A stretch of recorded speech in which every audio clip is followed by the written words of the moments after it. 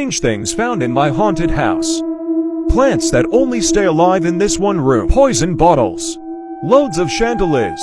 We have to chain them up or they shake. Animal bones appear every morning. Faces in the garden. Piano plays on its own. Abandoned vintage puppet theater. Haunted sun painting called Gilbert. A Ouija board under the painting. Buried dolls. Haunted doll in the crawl space. The doll had a matching moon painting. Haunted dolls under the floorboards. Doll in a box. Photos of children who lived here 100 years ago. More haunted dolls. I later found out the children's spirits haunt the dolls, and this one is their mother who passed here. The strangest experience of my life. If you go somewhere and the place looks familiar for no type of reason, this is why. It can mean that a spirit is following you and showing their point of view of what they see in your eyes. Have you done the black-eyed children? No, but technically yes, because I'm doing it right now. If you see children that have black eyes, don't look at them, look away. Don't talk to them. Do whatever you can to stay as far away from them as you possibly can. The black-eyed children is a terrifying urban legend about an evil being that takes on the appearance of children. It's said that the most common types of encounters with black-eyed children are at night when it's dark outside. They might come to your front door, knocking on it, begging to be let in. They might say that they're lost and that they need to come in, or ask if you have a phone that they can use and can they please come in. When you tell the black-eyed children that no, they can't come in, they'll get extremely aggravated. They'll start saying, no, I need to come in. I really, really need to come in. Much like vampires, black-eyed children need permission to come inside. But it's said that if they are given permission to go inside your house, your car, or wherever it is that they're asking you to let them into, nothing good will follow. Do you want to hear about alleged encounters with black? The Backroom's true final level, or whatever this number is. Many would say the Backrooms are infinite, but those that know about this level might disagree. Most say this level is the most dangerous, but it is also the hardest to even get into. This level's surroundings consist of one cold, simple staircase, about 29 steps tall, and go into the end. The color of the end is something no one can really describe. The closest we can get to it is a black or a white. This void is so empty that you may even begin to cry while looking into it, and it's billions of miles long every way. Nobody knows if there's really anything after this, but we do know hundreds of backroom entities go into this space trying to find an escape. I hope you're ready for the craziest medical case I've shared yet, because the more you hear of this case, the creepier and creepier it gets. This is Gloria Ramirez, who has unfortunately been termed the toxic woman for the mysteries surrounding her death. In 1994, Gloria was 31 years old and was diagnosed with cervical cancer. Gloria was rushed to the hospital after her heart went into a fatal cardiac arrhythmia. Just before shocking her though, the staff noticed that she was covered in a very strange oil. They described it as having a fruity garlic-like smell. Then they noticed her blood had strange yellow particles in it. That's when this case took a bizarre turn when the nurse who drew the blood suddenly passed out. She was then rushed out of the room, but one by one, more staff members began having facial burning, convulsions, and passing out. Sadly, Gloria died of this condition, but not before 23 of the staff members that cared for her became gravely ill, some spending weeks in the hospital and ICU. After a thorough autopsy, no chemicals were discovered in or on her, and it was eventually declared a mystery. This is not the end of the story, though. Part 2 has more information on what might have actually happened in this case. Gloria Ramirez is the source of one of the strangest medical mysteries in modern times. This is after her deceased body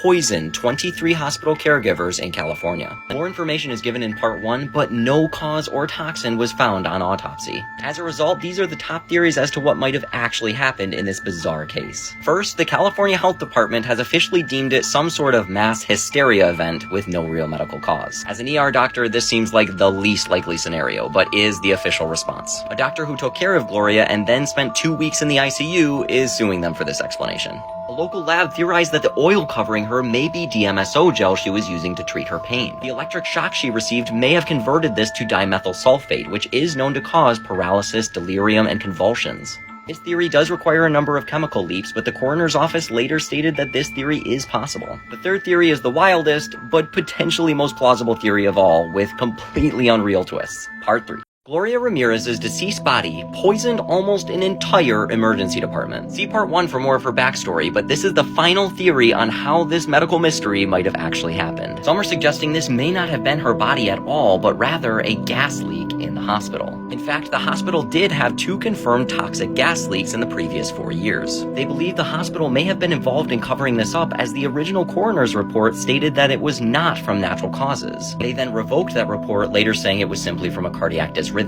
Then it gets even more concerning, because one of the coroners and lead investigators in the case, Stephanie Albright, sadly committed suicide 1 month into the investigation. Her family believes the intense pressure from this case contributed to her death. Lastly, remember that strange yellow substance found in her blood? Yeah, that sample disappeared in all the mayhem, and now it can't be studied. I'm really not one that's into conspiracy theories, but this is just a lot of information to chalk up to mass hysteria.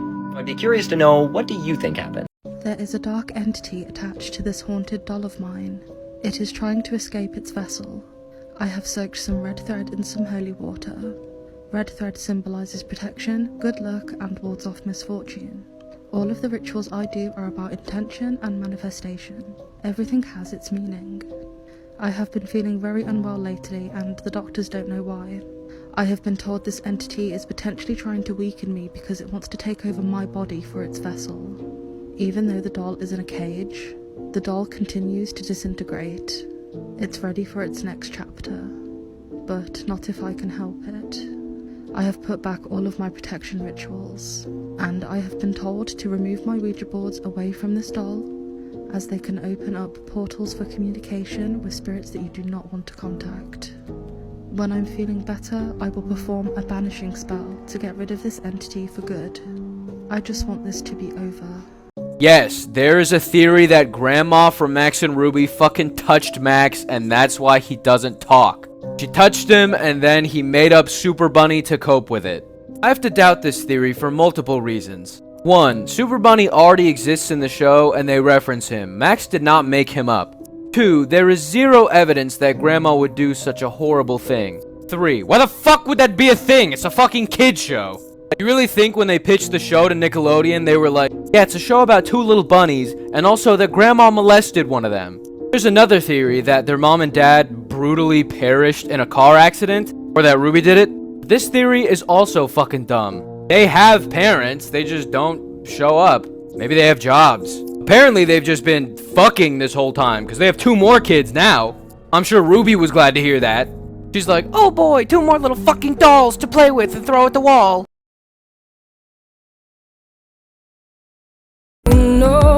This time I know where I have to pull myself fitting down this road. I'm a diamond made necklace, cause it's me that I chose, and I'm nobody else's but mine.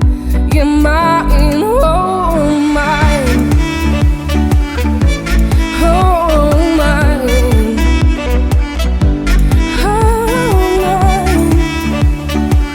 What a beautiful life.